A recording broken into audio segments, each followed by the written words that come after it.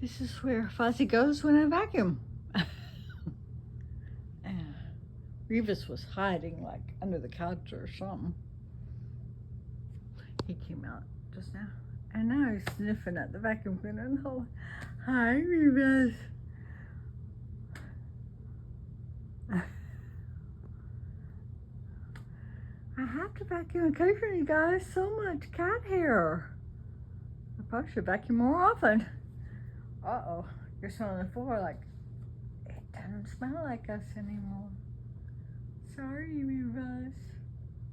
I did get a lot of hair up. That's for sure. Okay. Investigating the new smells or lack of smells. Okay. Love you guys. Hope I didn't scare you too much. Bye.